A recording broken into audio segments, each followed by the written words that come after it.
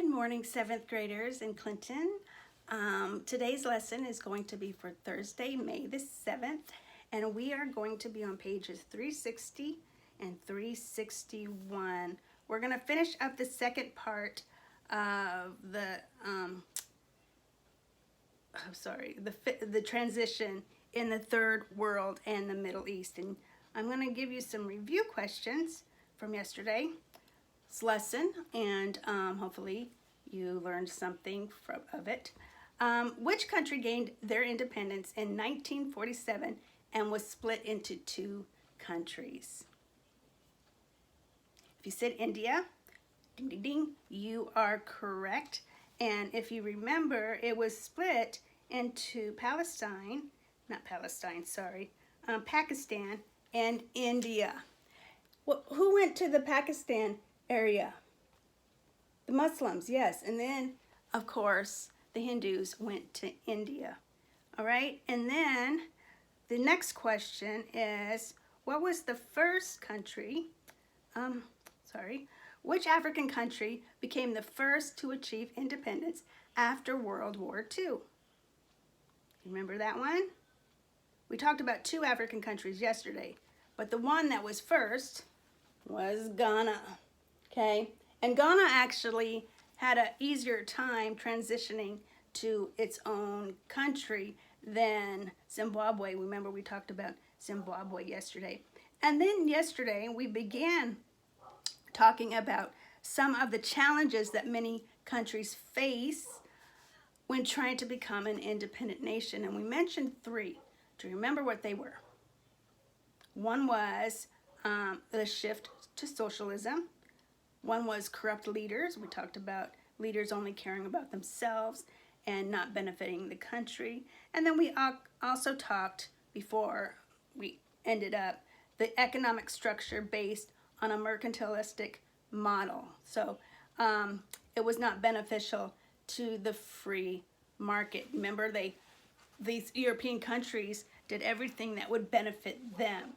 And they didn't teach these people how to succeed on their own and to live a life of their own. It's kind of like if a parent does everything for their child. It's one thing when they're little, but when they're 19, 20, 21, and they don't go out and get a job or try to help support themselves, then you're going to hurt that child, and they're going to have a harder time adjusting to the real world. Okay, so we will go ahead and we're going to continue on with this lesson. We're going to learn another challenge today, but today we're going to talk about Southeast Asia and the rebirth of Israel, the creation of Israel as a modern state, and the Arab response to it. Some guiding questions for today is, how did African and Asian countries achieve independence? And what international conditions influenced the creation of Israel? And why has there been persistent conflict between Israel and its Arab neighbors? Okay, and some vocabulary words to listen for today is the Balfour Declaration, 1948 Arab-Israeli War, and the Six-Day War. And once again, our topic is transition in the third world and the Middle East. So, before I begin, I am going to show you a map. This is the imperialism. Remember when all these countries took over these little countries? Okay, so see the date of this one. All right, so that was actually in the Far East. That was before World War I. After World War II, this is what it looked like. Okay, so it's a little bit different. A lot of these countries are free and having their own, their own government or their own territory or nation. They don't have like England in control of them, okay? So today we're going to talk about the military. So one thing about Israel is Israel had not been a nation since Rome conquered them in AD 70. That's a long time ago, because they didn't become a nation until 1948. Hundreds of years, okay? And so they had not had a home for centuries. They were kind of wandering. Some were living in Turkey and some were living in Poland, and this is how they got all separated, and they were all over the place. They didn't have a, like, if I say, if I'm Greek, my homeland is Greece, all right? Or if I'm Turkish, my homeland is Turkey. But Israel didn't have a place to call home. They were still wandering in the wilderness, kind of like they were with Moses, right? So the Jews had been returning home since the 1880s to the Ottoman-controlled Palestine area with the desire of creating a Jewish nation. So if you think about the Ottoman Empire, they included countries like Turkey and Greece and Bulgaria and a lot of other countries. So if you want to know the other countries, you can just look them up. But that was about the area that they went to, okay? So the British wanted to support the idea of Israel forming a nation. Of course, it's always nice to have Britain. And remember, Britain, this time, was the powerhouse of the, countries here. In 1917, they drew up a policy called the Balfour Declaration.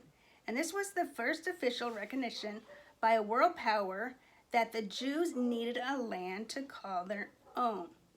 So when the Ottoman Empire collapsed, after World War I, the British gained control of the Palestine area.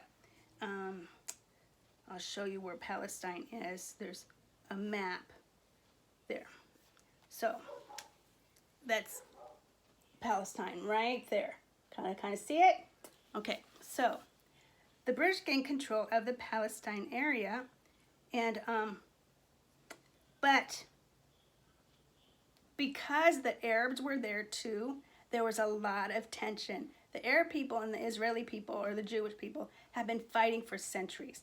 Ever since Abraham didn't listen to the Lord, and he had a son called Ishmael, and then Isaac was born, and Ishmael and Isaac fought, and it was just a mess. And that's what one bad decision can do, because that bad decision that Abraham did, not waiting for God to work, because God promised him he'd have a son and it would rule many nations, but he got impatient. He ended up marrying Sarah's handmaid, and they had a son first, and Ishmael started the Arab nation, okay?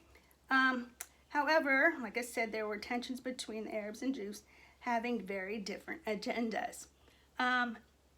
Some things, so we already saw this happen with the Hindus. Sorry, I have an itch on my nose. With the Hindus and the Muslim people in India. So the Hindus went to, I forget now, Pakistan. I always want to get Palestine and Pakistan mixed up. Pakistan and the Hindu people stayed in India, all right? So the Muslims in Palestine saw this as their land. We were here first, they're not allowed. And then the Arabs also believe that any kind of Jew is a defilement. So if you go to Jerusalem and you see that big old dome that's called the Dome of the Rock, that's a Muslim mosque. Jews aren't allowed to be in there, okay? And so there's fighting between, is Jerusalem a Jewish for the Jews, or is it for the Arabs? So this could be another challenge for a new nation, this right here. So I'm going to go over and talk about the timeline. Okay, so we're going to go way back to when we first started class in the beginning of the year. And we started, the very first thing that happened when history is, we start with the creation of man, right? The creation of man, and then you have the flood. Then in 2166 BC, you have the birth of Abraham. You also have Jacob and his family traveled to Egypt in 1876 BC. So we're kind of moving towards the timeline. You have Exodus from Egypt in 1446 BC. You have David's reign between 1010 and 970 BC. And then you have the destruction of Jerusalem by Nebuchadnezzar in 586 BC. In 500 BC, you have Rome, and between 509, this is when, and then AD 476, you have Alexander defeats the Persians in 333 BC. In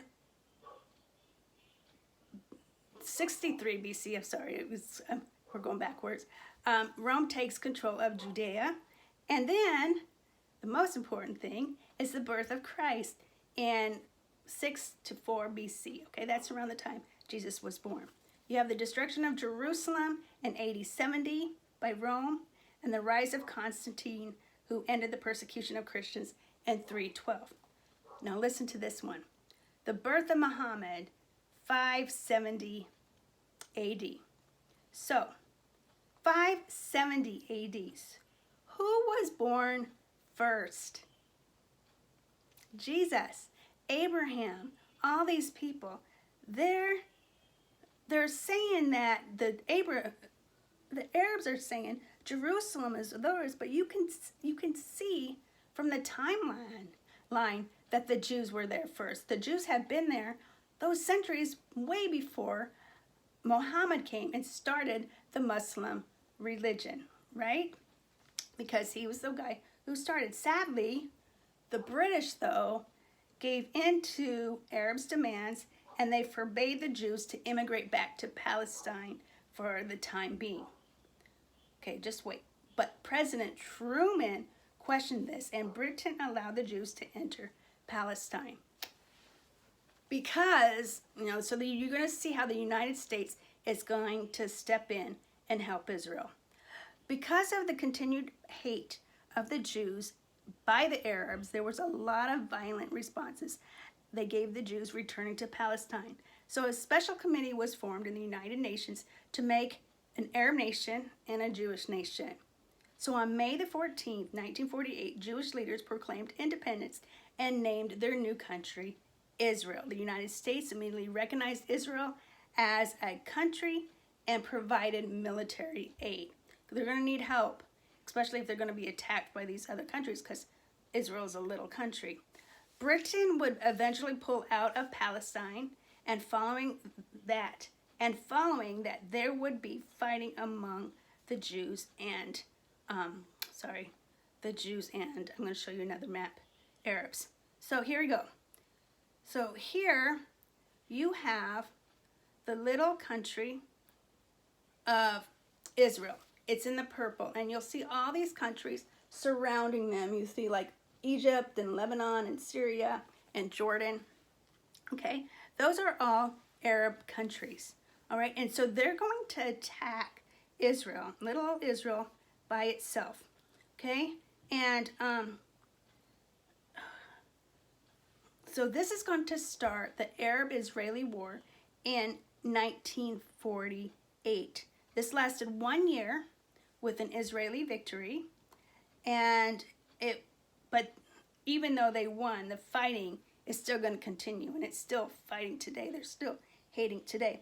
In 1967, Egypt, Lebanon, and Syria were planning another attack, but the Jewish forces decided that they were going to attack first. This is known as the Six-Day War, and this is a war. The Six-Day War is a war in which Israel smashed the imminent Arab threat and seized control of several key areas that greatly enhanced Israel's security. Because the Israeli forces caught the Arab army off guard, they were able to catch all of the forces waiting to invade Israel. And Israel destroyed much of the Egyptian Air Force, took land away from Egypt, and much of the West Bank and the Golan Heights from Syria. Israel, even though it's a small country, they're God's people. And God is going to bless them, and God's going to help them when he sees fit, and he loves them. And I don't know why God chose Israel to be his chosen people. We're not here to question God, but that's who he chose. One of the sad things is a lot of Jewish people don't accept that Jesus was the Messiah, and even though he sent Jesus for them, the Jewish people rejected him. So because the Jewish people rejected him, God said, okay, then we'll go ahead and let the Gentiles know about Jesus too, which thank God he did, because we have the gospel and we are able to take advantage of that. Okay, so since the United States supported Israel, they became attacked as well. And so in 1979, I kind of remember this. This happened when I was a little girl. There was an Iranian hostage crisis in which 53 Americans were taken hostage in Iran, and they were there for over a year. The president, the day after President Reagan was inaugurated, he was able to negotiate, and they were able to free these hostages after being captive for a year. And this kind of had to be scary because the Arab people are pretty brutal in how they massacre and kill people. There are still attacks going on today with the continued clash between the Arab nations and the Israeli nations. But we are to support the nation of Israel because they are God's chosen people. There's a verse in the Bible. I'll read it to you. It's in Genesis 12, and it's 1 through 3, but I'm just going to read part of it. It says, I will bless those who bless you, and him who dishonors you I will curse. I really believe that God has blessed our country in such a way because we defend Israel. When Israel is being attacked, we go to the aid of Israel, and we're on Israel's side. And God's going to bless those. God blesses those who bless them. And just as you see, as God's going to come again, and he's going to take care of his people. And so, let's see. Let me go over. I'm going to go over some of the review questions. We have some questions to go over. And then, let's see. So, what method did Gandhi use to pressure the British to grant India its independence? Was he rough, or was he passive resistance? Passive resistance. What did Britain partition India into India? And why? Sorry, why did they split India into Pakistan? To provide separate nations for Hindus and Muslims. What nation governed Palestine from the end of World War I until 1948? Britain. What was the Arab response to the creation of Israel as a nation in 1948? It was a year-long war that ended in armistice. And what problems did African states encounter upon independence? Civil war, declining conditions, leaders who embraced socialism, and pressure to align with the United States or the Soviet Union.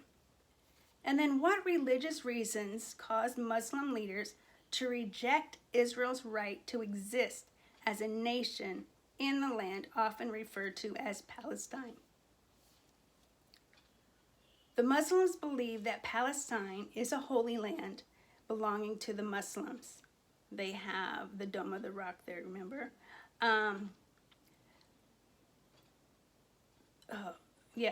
They also have the Al-Aqsa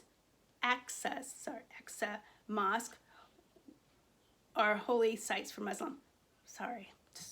And then they believe that the Jewish presence in Israel defiles the land and Muslim holy sites. I mean, really defile. It's just sad that these people have so much hate for one another. Okay, so your interesting fact for the day is the microwave was invented after a researcher walked by a radar tube and a chocolate bar melted in his pocket. That's crazy. Anyway, like I said, I hope you are having a great day. I miss you guys, and I hope you are making great choices. And did I give a shout out today? I don't think I gave a shout out today. My shout out is going to be, let me think. Unio. I didn't say your name right. Sorry, but I forgot to give a shout out. So if I did in the beginning, then there's 2 shout outs. I don't know. I'm tired. All the days are kind of messing with me. I don't know what day it is anymore. But I do miss you guys. Love you. And I hope to see you at 1 o'clock. Bye.